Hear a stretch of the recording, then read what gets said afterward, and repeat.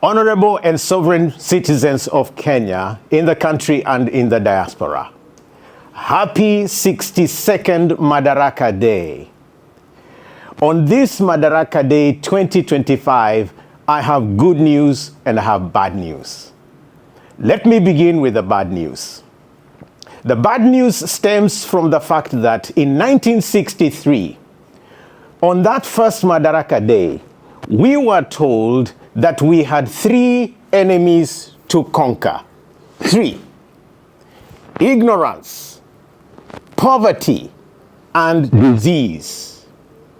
Unfortunately, 62 years later, we have been added 3 more enemies.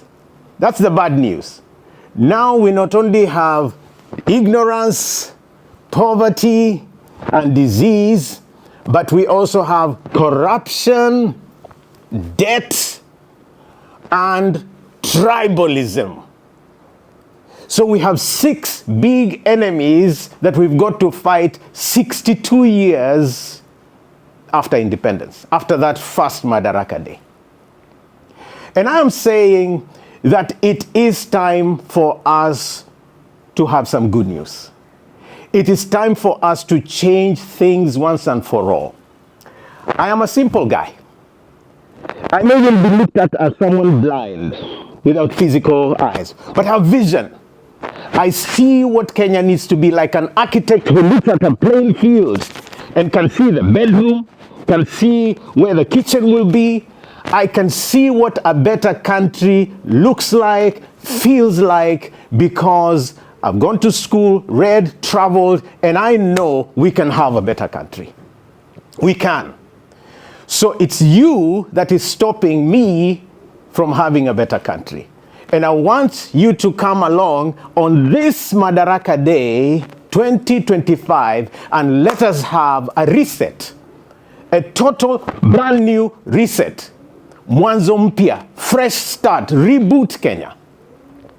So I want us to fight ignorance by dealing with education. I want us to have free, quality education in Kenya, but education that has our mark, our identity.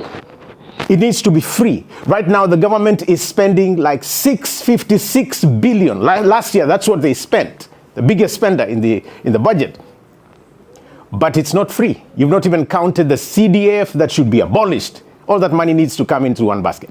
So we can have free quality education from kindergarten to undergrad with just about 300 billion. The rest is stolen. We need to have education dealt with so that every child can go to school and parents can stop selling shambas, pikipikis, cars in order to take their children to school.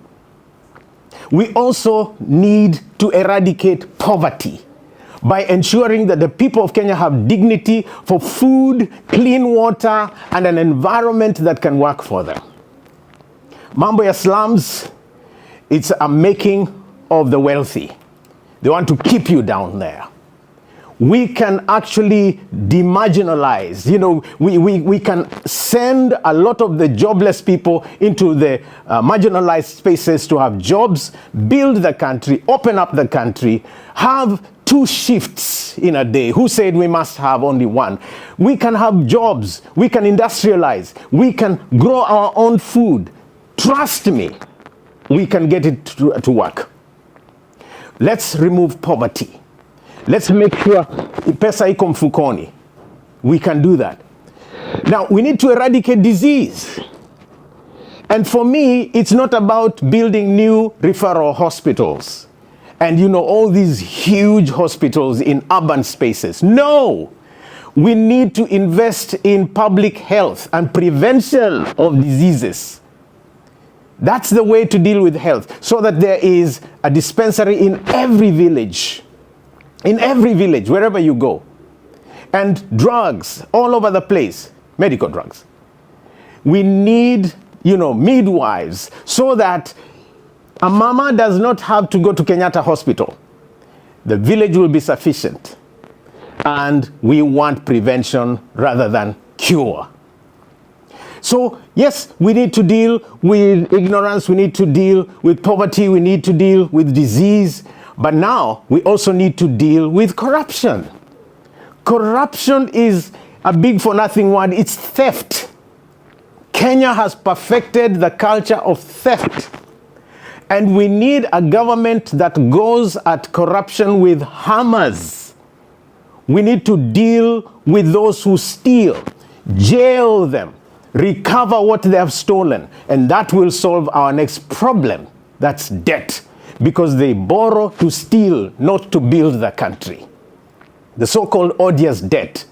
You don't even have to go the Wajakoya way. You know, you don't have to introduce anything new. Just go after the looted money, and we will fix this country. We will fix this country. Let us have people who have stolen bring back what they're hiding in Dubai, in America, in India, in other parts of the world. All that money in Switzerland, bring it back home. It's our money.